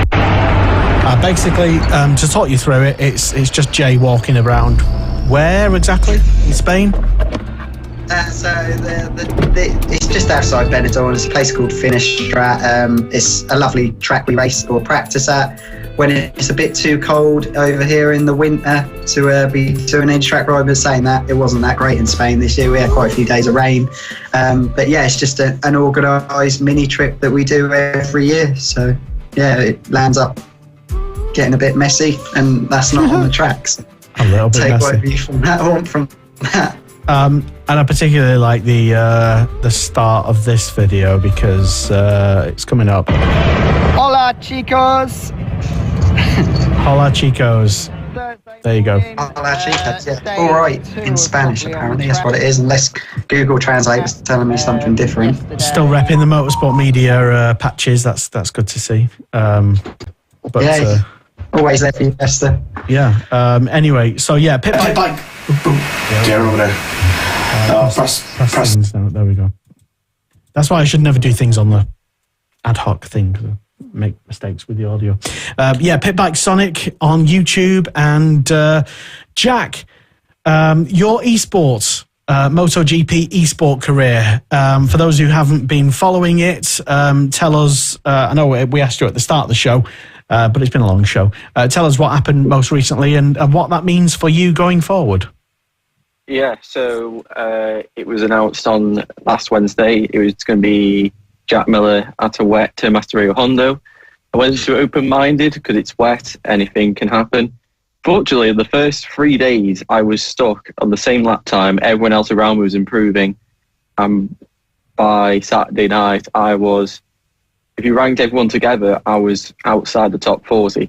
So it was a really bad situation to be in. But all of a sudden on Sunday, I changed electronic setting on the bike and I gained 0.8 of a second. I went first. And it was a very strange experience, very great experience. And I've now qualified. I'm currently second ranked out of everyone. And now I've just got to do the last challenge at Cota as Marquez to consolidate my points and try and stay inside the top 3. That should be definitely interesting. So when is that happening for you? Tomorrow till Sunday. Right, okay, weekend. No, wait, tomorrow's Thursday. Yeah. It's a very difficult task to try and juggle esport and all the racing to watch. It's a bit of a nightmare. But I managed to I always figure it out. Dawn, you must be very proud. Very, very, very proud. Yeah. To know that you've got one of the world's top MotoGP esport riders in the house, really. Yeah. Stop. You all right there, Jay? You're knocking things over. It's my bloody cat. Cats. There you go. They go everywhere where you don't want them to go. Get a dog. That's too much responsibility, and you can't take them to racetracks, can you? Well, maybe, I don't know. If you keep it, never mind. Jack, tell us how well you did next week on the show, if you'll grace us with your presence. And we'll be looking forward to next week's British Talent Cup test as well, which is on the Thursday, followed by the first round of BSB, which is following that straight away. So it's going to be a long next weekend. So, yeah, get lots of sleep, I suppose. But for now, let's just hope that Marc Marquez stays in one piece and Taron McKenzie also stays in one piece and ends up racing again in, I think we've all ruled him out of Silverstone, but so I wouldn't rule him out of anything. He could turn up on the Friday, dive on a bike, say, yeah, my ankle's a bit iffy, but and put in a great performance and collect points, and that might just, I don't know, prove us all wrong. Who knows? But there you go. Thank you also to Steve Day coming on the show tonight for the, 10th time or something. And Dawn, thank you. Jack, thank you. Luke, thank you. And Jay, it's been emotional. I'm going to choke, so I better go. Thank you very much for watching the Superbike show on Motorsport Radio. Ciao. Hello, I'm Josh Elliott. Hi, I'm Ben Curry. The Superbike Show on Motorsport Radio. Hi, I'm Bradley Ray, and I'm riding for Suzuki this year. This is Motorsport Radio.